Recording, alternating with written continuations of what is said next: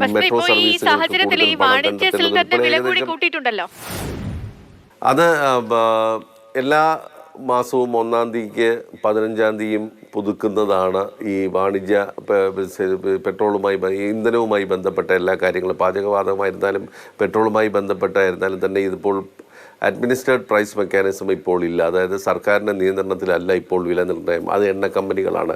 അത് ആഗോള മാർക്കറ്റിലെ ഏറ്റക്കുറച്ചിലനുസരിച്ചിട്ട് അവർ മാറ്റം വരുന്നതാണ്. ഇപ്പോൾ ഇന്ന് 1-ാം തീയതി ആയതുകൊണ്ട് തന്നെയാണ് പാചകവാതകത്തിൻ്റെ ആ വില ഇപ്പോൾ അവർ ഒരു പുനഃക്രമീകരിച്ചിരിക്കുന്ന ഒരു സാഹചര്യം വരുന്നത്. അപ്പോൾ ഗാർഹിക സിലിണ്ടറിൻ്റെ വിലയിൽ മാറ്റം വരുത്തിയിട്ടില്ല. പക്ഷേ വാണിജ്യ സിലിണ്ടറിൻ്റെ വിലയിൽ 15 രൂപ വരെ വർദ്ധിപ്പിക്കുന്ന ഒരു സാഹചര്യമുണ്ട്.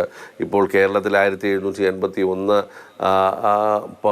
രൂപ 50 പൈസയാണ് വിലയെങ്കിൽ ചെന്നൈയിലും മദ്രാസിലുമൊക്കെ വരുമ്പോൾ 1900-ലധികം രൂപയിലേക്ക് പോകുന്നു. ഏകദേശം 2000 രൂപ വരെ ആകുന്ന സാഹചര്യമുണ്ട്. അത് ഫ്രൈറ്റ് ചാർജും എല്ലാം കൂടെ ചേർക്കുമ്പോൾ വരുന്ന ഒരു മാറ്റമാണ്. വാണിജ്യ സിലിണ്ടറിന്റെ വില കൂട്ടിയിട്ടുണ്ട്.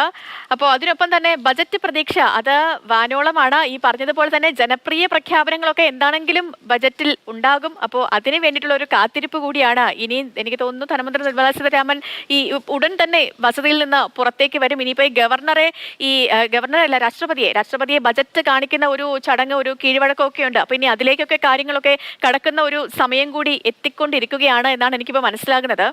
അപ്പൊ എന്താണെങ്കിലും പാചകവാതകത്തിന്റെ സിലിണ്ടറിന്റെ വിലയും ഒക്കെ കൂട്ടിയിട്ടുണ്ട്. ഈ പറഞ്ഞതുപോലെ വസന്ത് പറഞ്ഞതുപോലെ 19 കിലോയുള്ള വാണിജ്യ സിലിണ്ടറിന് 15 രൂപയാണ് ഇപ്പോൾ കൂട്ടിയിരിക്കുന്നത്. അങ്ങനെ 1781 രൂപ 50 പൈസയാണ് പുതിയ വില. പിന്നെ ഈ വീട്ടിലുള്ളവർക്കൊന്ന് വീട്ടമ്മമാരൊന്നും ഭയക്കണ്ട കേട്ടോ. കാരണം ഗാർഹിക സിലിണ്ടറിന് വില കൂട്ടിയിട്ടില്ല. വാണിജ്യ സിലിണ്ടറിന്റെ വിലയാണ് ഇപ്പോൾ കൂട്ടിയിരിക്കുന്നത്. പിന്നെ അതിൽ ആശങ്കപ്പെടേണ്ട സാഹചര്യമില്ല. എല്ലാ മാസവും ഇത്തരത്തിൽ ഈ പാചകവാതക സിലിണ്ടറിന്റെ വിലയൊക്കെ പുതുക്കുന്നതാണ്. അപ്പൊ അത്തരത്തിലൊരു നടപടിക്രമമായിട്ടൊക്കെ അതിനെ കണ്ടാൽ മതിയാവുക.